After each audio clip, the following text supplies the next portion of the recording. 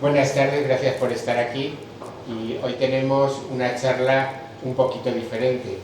Los más habituales, que como hoy el tema es diferente, hay menos habituales, pues me habréis oído varios días pues hablar de que la idea de este ciclo es que veáis cómo los investigadores nos dedicamos a solucionar problemas. Ahí hay un trasfondo de que la ciencia no es buena ni mala, pero se puede aplicar para solucionar problemas. Y hoy traemos un tema un poco diferente, que es poner en cuestión la neutralidad de la ciencia, ¿no?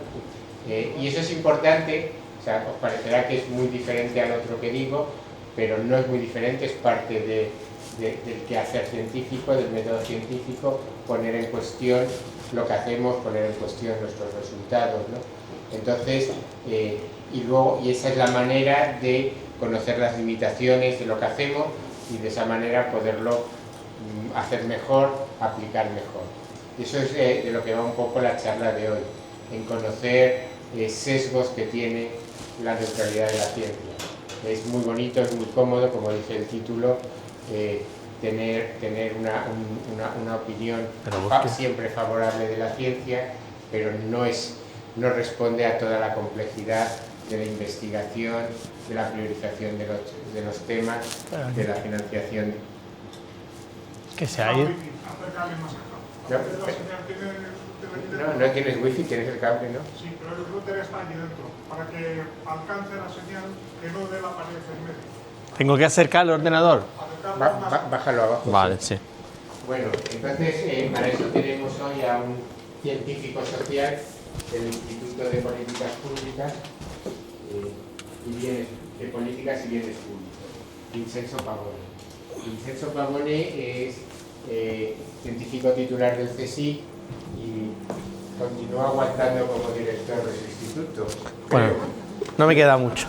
Yo le conocí como director, pero no he aguantado tanto como él. He dado el relevo más adelante. Él es doctor en Ciencias Sociales y Políticas por el Instituto Universitario Europeo y tenéis todo en el blog, todo un currículum un poco más extenso que no voy a leer. Y bueno, pues se incorporó en el año 2006 al CSIC, donde ha desarrollado estudios de ciencia, a ver cómo los llaman, estudios de ciencia y tecnología sobre temas muy biomédicos, de hecho, ¿no? Medicina regenerativa, reproducción asistida, biotecnología agraria, que es otro tema que también tratamos aquí. Y bueno, pues hoy nos viene a hablar un poco de la supuesta neutralidad de la ciencia y qué limitaciones tiene. Hoy me he traído el papel para que no se me olvide los agradecimientos. Esta actividad pues está organizada por Margarita del Val, del Centro de Biología Molecular Severo Ochoa, y por mí mismo, del Centro de Investigaciones Biológicas Margarita Salas.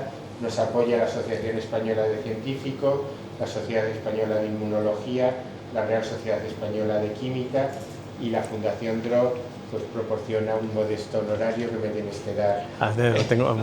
Te lo tengo que firmar. Bueno. Vale. Entonces, muchas gracias por estar aquí.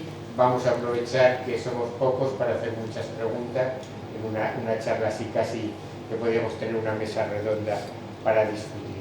Muchas gracias, Vincenzo. Gracias, Enrique. Gracias a... ¿Me escucháis? Sí, ¿no? ¿Eh?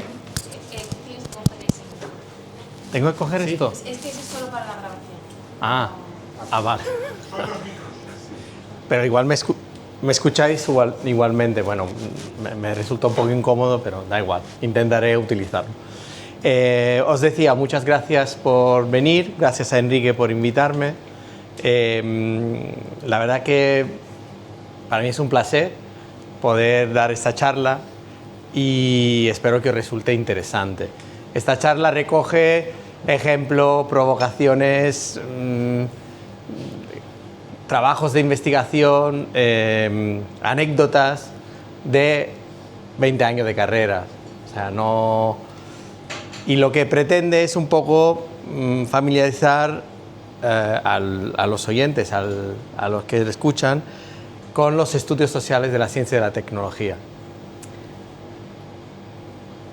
Voy directamente a ella, creo que lo más sencillo. La he organizado de manera tal que se parece a una cena, a un menú, con su aperitivo, su entrante, su plato principal, su postre y su café. Y bueno, voy a empezar por esta primera diapositiva y el tema es: ¿la tecnología es neutral? En los estudios de ciencia y tecnología sabemos que no lo es. Pero todos seguramente hemos escuchado a lo largo de nuestra vida alguien que decía: es que la tecnología no es ni buena ni mala, depende de cómo la utilizamos. No. La respuesta es no. No quiero decir que sea mala ni que sea buena, pero no es neutral en el sentido tradicional de la palabra. Viene con una visión del mundo, viene asociada a una visión del mundo. Y esta visión, por supuesto, tiene valores, tiene implicaciones y están inscritas en el proceso de generación de la ciencia y de la tecnología. Vamos a ver por qué. Hasta hace poco esto era difícil que saliera a un periódico, pero gracias a la inteligencia artificial y a sus algoritmos se han dado cuenta de que, bueno, no es tan sencillo. Y por ejemplo, esto creo que era un artículo del diario.es, sobre precisamente los algoritmos, porque decían, los algoritmos tienen los mismos sesgos de las personas que los han generado. Entonces, se preguntan, ¿la tecnología es neutral? Bueno, entonces, este es el menú de esta tarde. El aperitivo, vamos a hablar de lo que está y de lo que existe. Luego hablaremos de problemas y de soluciones, de tecnologías y superhéroes. Y también de una pregunta inocente: ¿cuánto cuesta un coche? O igual no tan inocente. Luego, eso sí, vamos a meternos un poco en lo que es la investigación de estudios sociales de ciencia y tecnología y acabaremos con una alternativa posible y pues una última pregunta relacionada con esta distinción que tiene el castellano entre ser y estar, que a mí me encanta. Yo soy italiano, habéis entendido. Entonces no tenemos esta distinción, pero es muy, muy interesante. Bueno, a lo que vamos. Aperitivo. Pregunta: ¿Júpiter existe? Yo decía, pero ¿qué pregunta es esa? Obvio.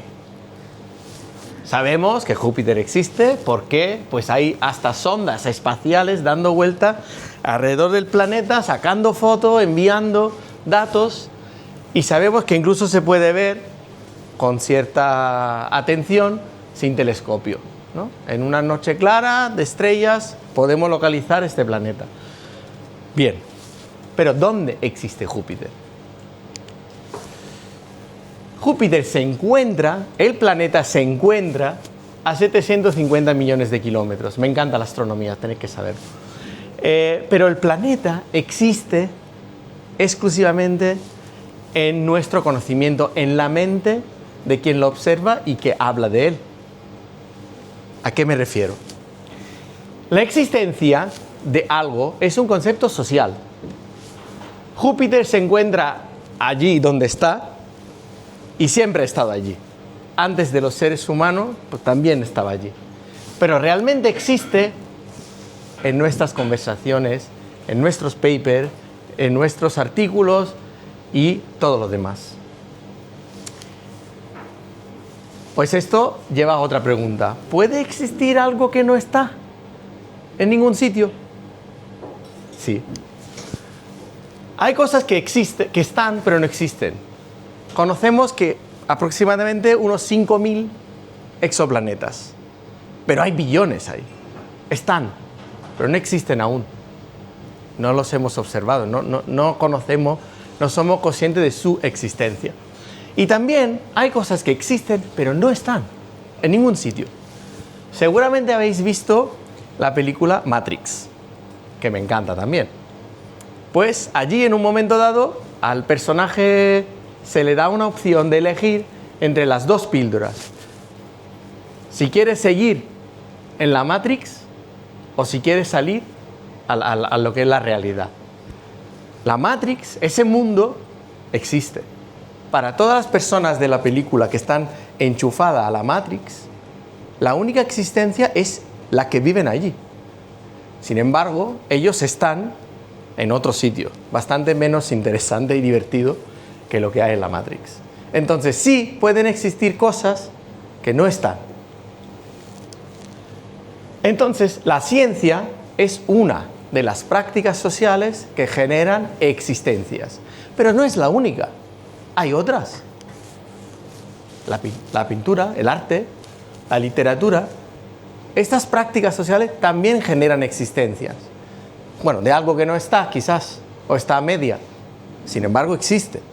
Existe el Quijote, existe Guernica. ¿Qué quiero decir con esto, antes de pasar a los entrantes?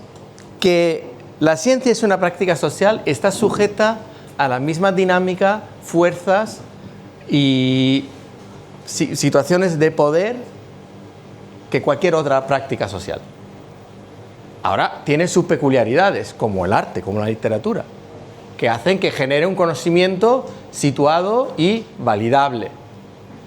Pero eso no quita que la ciencia es una práctica social. Bueno, entrantes. ¿Cómo abordamos los problemas? ¿Qué hay aquí? Esto es una pregunta de verdad, contestadme si queréis. ¿Qué hay aquí? ¿Qué es lo que veis? Un atasco. Tráfico y niebla. Tráfico y niebla. ¿Algo más? Saturación. Saturación. Contaminación. Contaminación. 2 rayos de luz 2 rayos de luz. ¿Dónde están los rayos de luz? en el centro, en la mediana de Se juntan los faros. Se juntan los faros. Bueno, ¿a qué viene esta pregunta? Es que según lo que decidamos que está en esta imagen, vamos a abordar el problema. Si hay una contaminación, que es lo que la mayoría de la gente piensa, y los políticos sobre todo, si hay una contaminación, entonces, ¿cuál es la solución? Fácil, el coche eléctrico. Pero si el problema es el atasco, el coche eléctrico no lo soluciona. Entonces, dependiendo de cómo definamos el problema, vamos a buscar una solución. Voy a poner algunos otros ejemplos. Otro. ¿Qué es esto? ¿Alguien sabe qué es esto? ¿Qué son estas? Serán islas de plástico. Las islas de plásticos. Totalmente cierto. Y son así de verdad, ¿eh? Son así de grandes. Entonces, claro, ¿cuál es el problema? Normalmente, la política, por lo menos hasta ahora, es, está el plástico en el océano, tenemos que recogerlo. Solución, estos. Máquinas solares que recogen la basura de plástico autónomamente y luego, pues, la vamos nosotros a recolectar. Bien. ¿Y qué hacemos con este plástico una vez que lo hemos recolectado? Porque este es el problema. Si supiéramos qué hacer con el plástico, no estaría en los océanos. Entonces, recolectarlo me parece bien, me encanta la idea, pero no soluciona el problema. Seguimos teniendo toneladas de plástico. Por cierto, ¿sabéis cuánto plástico reciclamos en la Unión Europea, que es la que más recicla? ¿El porcentaje? Menos de 10. No, somos mejores que esto. En la Unión Europea podemos llegar al 40%.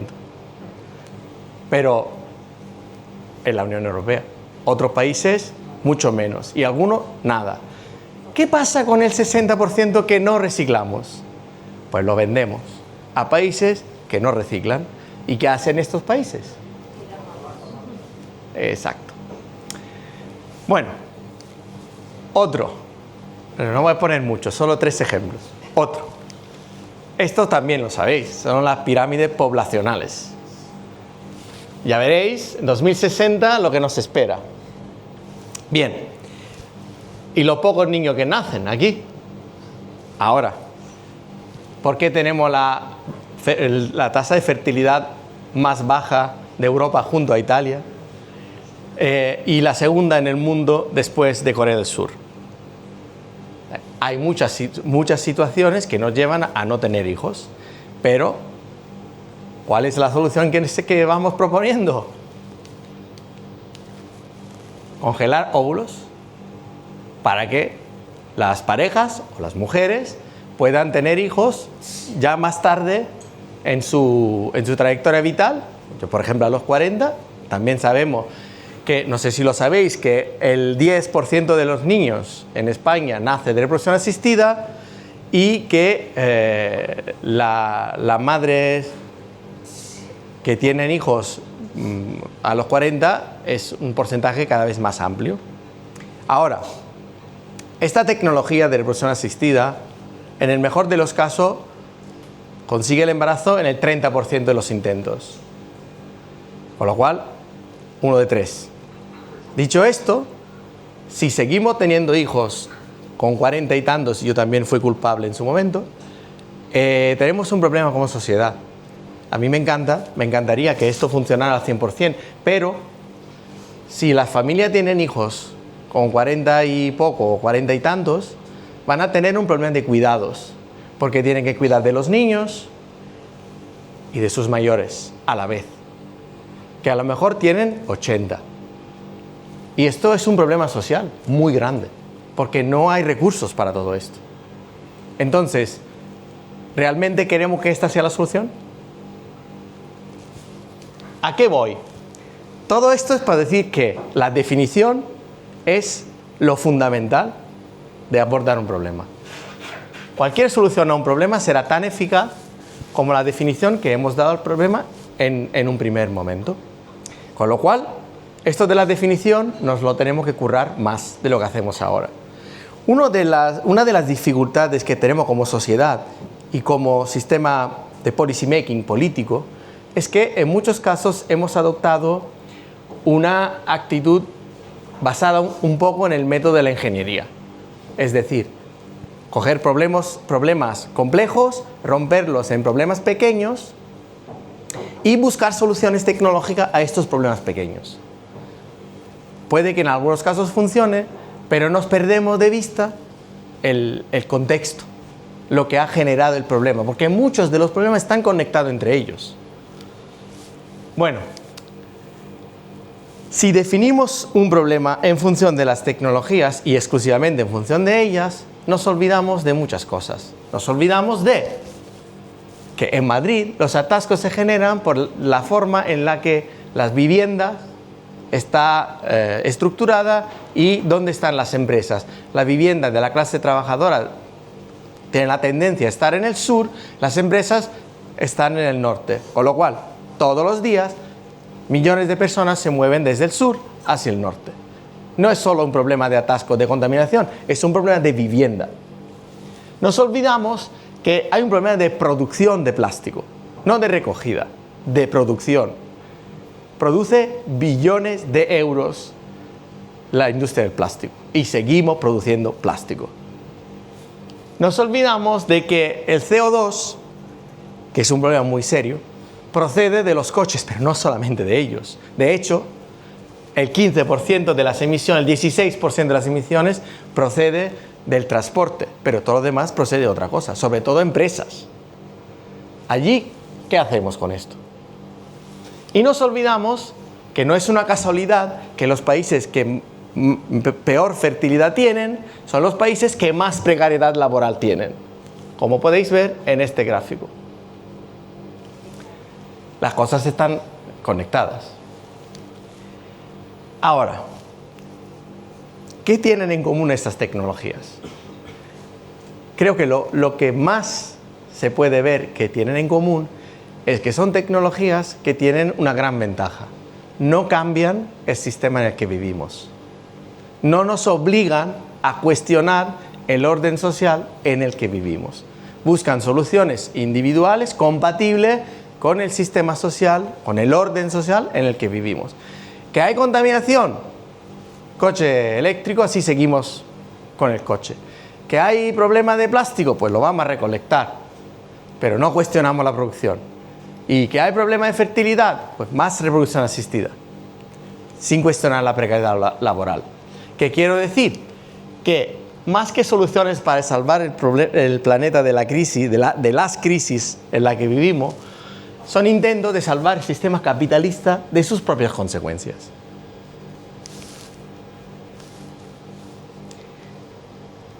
Lo que iba a decir, ciencia y tecnología están asociadas a un orden social y, en cierta medida, reflejan sus prioridades. Para que se entienda esto, quiero hacer otro ejemplo. Desde la ciencia, desde los CTS, Ciencia, Tecnología y Sociedad, creemos que hay una dinámica de producción entre ciencia y orden social. Quiere decir esto que al mirar el orden social podemos imaginar qué tipo de ciencia se hace, y al mirar la ciencia que se hace podemos imaginar qué tipo de orden social está en marcha, en vigor. En los años 70, donde en esa época la visión del mundo era más colectivista, más social, más atenta a los aspectos sociales, epidemiológicos, es cuando la epidemiología dio su salto a nivel científico. En los años 90, cuando la atención, la prioridad la tenía el individuo y sus características, es la genética la que ha dado su salto. Son ambas ciencias válidas, perfectamente válidas, pero reflejan la época en la que han dado su salto. Y no es que una sea buena y la otra mala, evidentemente las dos contribuyen día a día a nuestro bienestar, pero reflejan un orden social. La ciencia se entiende entonces como una práctica social, decíamos, que genera un conocimiento situado. No quiere decir que todo vale. El conocimiento científico tiene un valor especial, porque produce un conocimiento que es válido y que se puede testar. Pero está situado, refleja el contexto en el que se ha generado. Esto no le quita importancia, no le quita valor. Si lo pensamos bien, todos los retos a los que nos enfrentamos como sociedad son retos sociales. ¿A qué me refiero? Crisis climática, contaminación, envejecimiento, migraciones, gestión de residuos. Todos estos tienen componentes sociales muy grandes. Si me empujáis, hasta el cáncer. Entonces, se tienen que mirar no solamente como problema médico, biológico, ingenierístico, físicos, sino como lo que son problemas que tienen componentes biológica, física y sociales. Ahora, aquí vamos a los superhéroes. Las tecnologías, en cierta medida, son un poco como superhéroes. ¿Qué quiero decir con esto? Que abordan los problemas de forma eficaz y rápida, y muchas veces aciertan, por lo menos en el corto plazo. Y además nos inspiran como los superhéroes. Saber que se ha encontrado un nuevo tratamiento por una enfermedad rara es algo que nos anima como sociedad, y es justo que sea así. Pero, como todas las cosas, no todo es oro lo que reluce. Tienen un lado oscuro también, como los superhéroes igualmente. ¿Qué es esto? Que a veces frustran a los que no pueden alcanzar, los que no llegan a esto, o que no pueden acceder, por ejemplo. Y también acostumbran a la sociedad a desresponsabilizarse de las causas de sus problemas. Bueno, lo arregla la tecnología. No, espera. ¿Por qué? ¿Por qué necesitamos ahora esta tecnología? ¿Cómo hemos llegado a esto? Esta pregunta sigue en vigor. Cuando las tecnologías fallan, y a veces fallan, nos encontramos solos ante el pánico y ante la pregunta: ¿y ahora qué? Delegarlo todo a las tecnologías o a los superhéroes nos empuja a descuidar nuestra capacidad colectiva de pensar y abordar los retos comunes que tenemos. Esta responsabilidad no nos la quita nadie, ni la tecnología, ni la ciencia, ni nada. Esto en ocasiones nos hace más vulnerables, menos resilientes. Bueno, entonces, ¿y ahora qué? tenemos que pensar colectivamente, todos los científicos sociales y experimentales, en una innovación que sea tecnológica y social a la vez, que no reduzca la complejidad del problema, que sea consciente de esta complejidad y que busque soluciones juntos. Hay ejemplos de estos y luego haré ejemplos.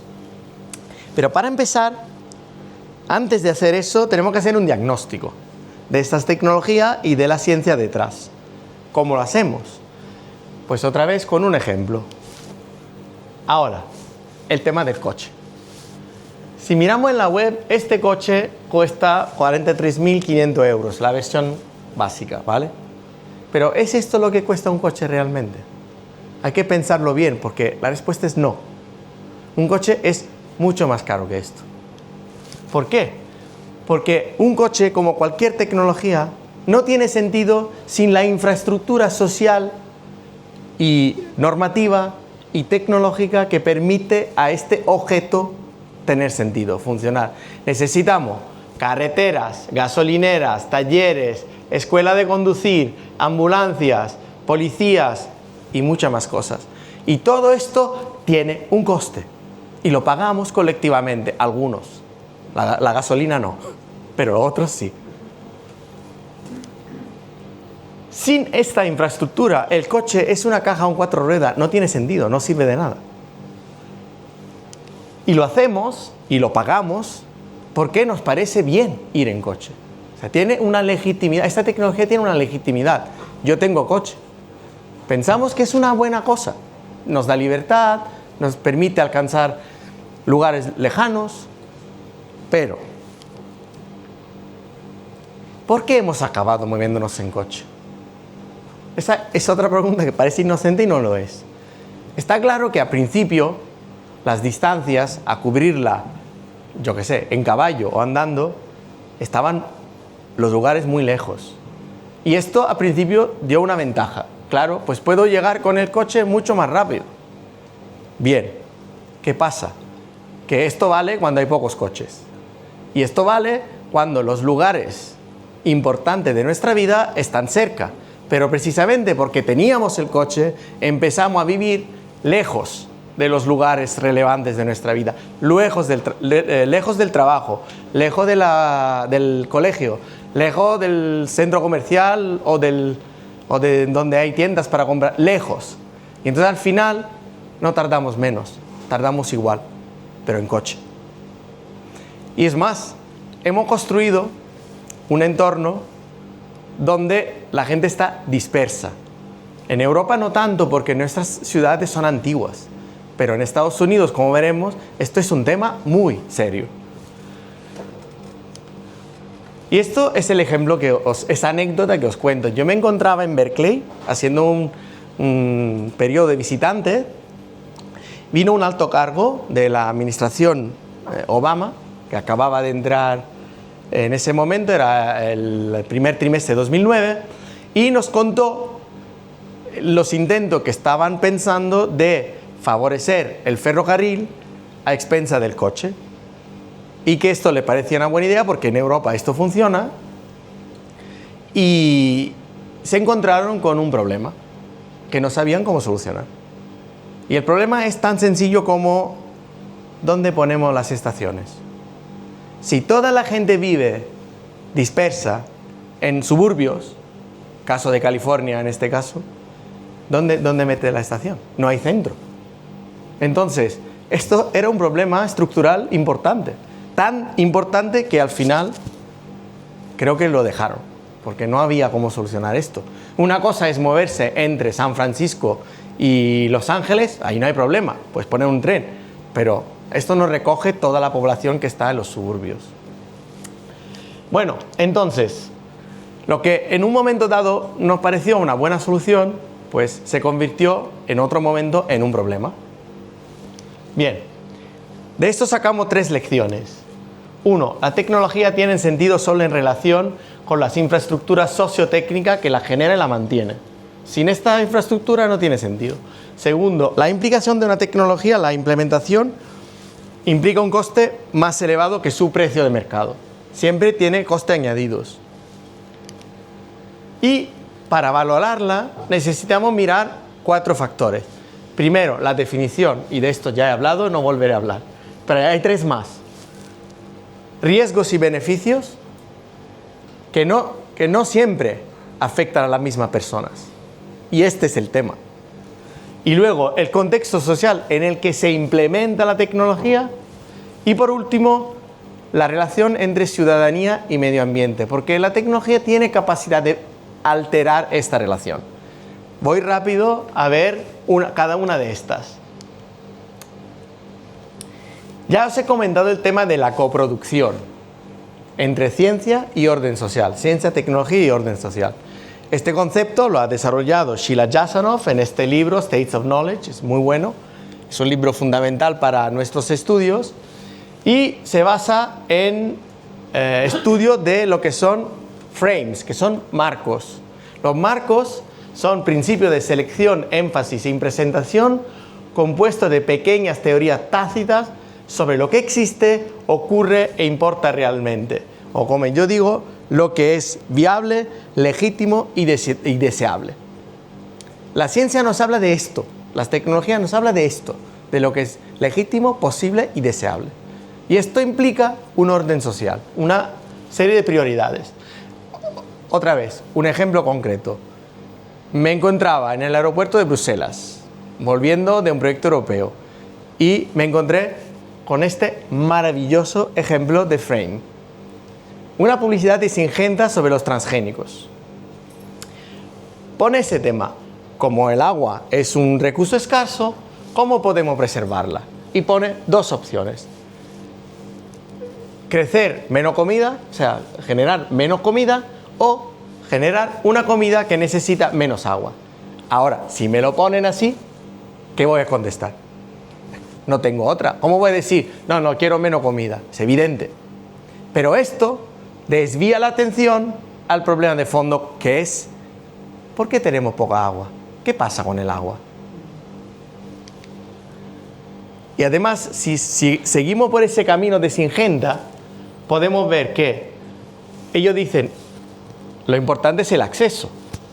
Ofrecer suficiente comida, fibras y combustible para la población mundial depende del acceso que los agricultores tengan a las tecnologías agrícolas, que traducido es dejarnos vender nuestros transgénicos a todos.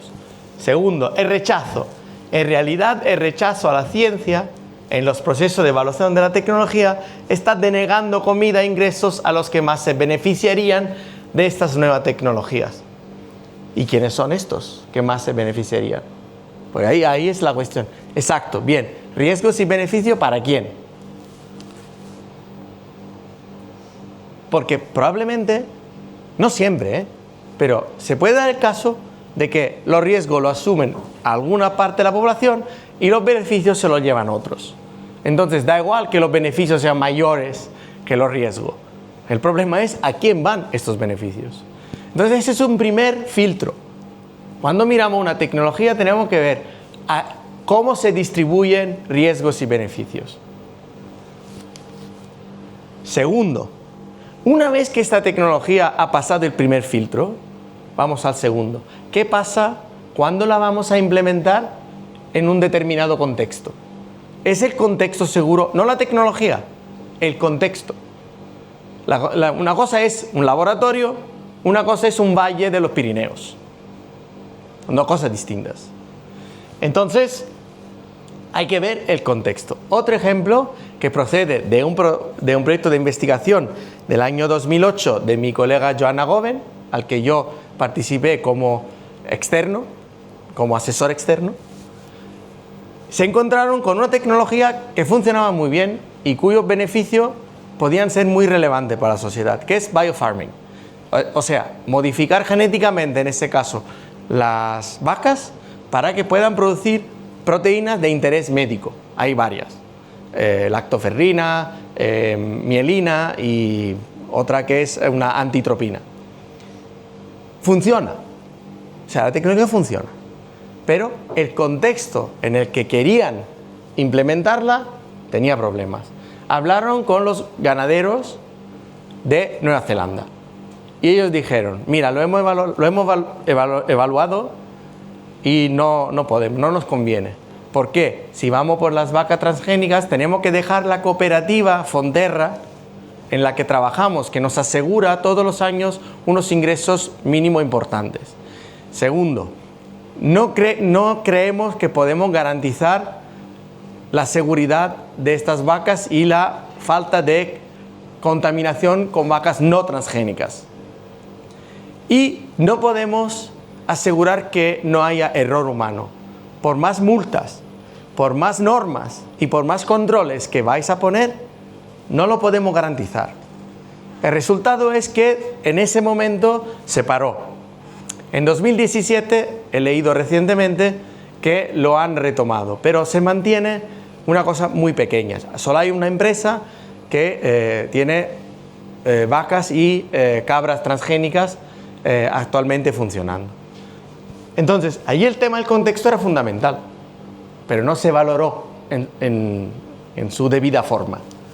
Y por último, también tenemos, como decía, teníamos que mirar la relación entre la gente, las personas y el medio ambiente. No es lo mismo poner maíz transgénicos o productos transgénicos en la grande llanura del medio oeste de Estados Unidos a meterlos en un valle, como decía, de los Pirineos o de Italia, donde hay muchos productos que son de origen protegida, que para las poblaciones que viven en estos valles no solamente es un ingreso, es su forma de pensar la vida, les da sentido, identidad.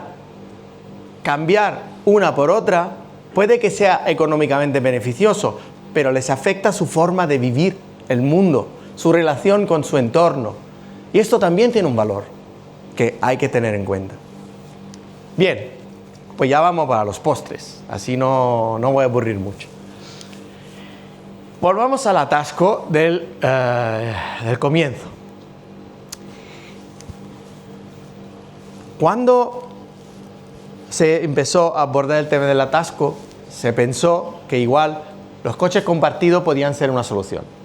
Y no sé si os recordáis esta empresa que no ha funcionado, que se llama Respiro, tenían unos coches compartidos en distintos garajes y parking de Madrid. La idea era reservar, ir al parking, coger el coche, pues utilizarlo y devolverlo al parking. No funcionó. ¿Por qué? Porque era muy incómodo para la gente reservar con un día de antelación, ir al parking, sacar el coche. No funcionó. Bueno, segundo intento, coche eléctrico. Podéis ver que a pesar de todos los avances, que no son pocos, de los coches eléctricos, siguen teniendo una limitada capacidad de arraigarse en la sociedad por tema de coste, por tema de autonomía, por la electrolinera y por todo esto. No está funcionando. Pero algo sí ha funcionado. Y es una tecnología que entra la geolocalización en los móviles que permite coger y dejar el coche en la calle. Coches eléctricos en este caso, que no se recargan en casa, porque no todo el mundo tiene donde recargar un coche eléctrico. Pues yo no lo tengo, por ejemplo. Pero si alguien se encarga, resultado, los primeros 2 años de Car2Go, los 500 Mart que se activaron recorrieron la misma distancia entre la Tierra y Marte en su punto más estrecho, que son creo 40 millones de kilómetros. Una barbaridad, un éxito increíble. Y siguen funcionando. Car2Go no, pero hay muchos otros que siguen funcionando. Los encuentro caros, si debo decir la verdad, para mí son caros, pero la idea funciona. Ahora, reframing, cambiamos la pregunta. Si en lugar de reducir las emisiones cambiando el motor o atrapando el CO2, ¿por qué no damos a la gente la posibilidad de no moverse? No moverse. ¿Por qué? ¿Por qué la gente se mueve? La gente se mueve fundamentalmente por 2 razones: para ir al trabajo y para llevar a los niños al colegio. Luego hay quien va al centro comercial a hacer las compras, hay quien coge el coche para irse a la sierra o el fin de semana. Vale, pero lo gordo es esto. Ahora, si se pudiera implementar una forma de teletrabajo, no en casa, sino que en oficinas, microoficinas dispersas a lo largo y ancho de la Comunidad de Madrid, con pequeñas reuniones puntuales en las empresas, pues se ganarían muchas cosas. No todo el mundo puede hacer eso, evidentemente, pero se calcula que hay más de 3 millones de trabajadores ahora mismo en España que podrían teletrabajar y no se les deja. ¿Qué se ganaría? Bajaría la presión demográfica en Madrid. Mucha gente, sobre todo familias, podrían elegir vivir en pueblos, donde la vivienda es menos cara, los lugares están más cerca, se puede ir al colegio andando, se puede hacer las compras andando y se puede vivir una vida más activa, más deporte, más tranquila. No todo el mundo quiere vivir en un pueblo, lo entiendo, pero hay gente que sí lo haría. Las empresas en Madrid podían reducir su tamaño y ahorrar alquileres. Y habría menos movimientos de coches para arriba y para abajo. Es una experimentación, se podría intentar, pero bueno, ya sabéis que ahora mismo la tendencia es a quitar el teletrabajo, no a darlo, porque lo de la pandemia se nos ha olvidado.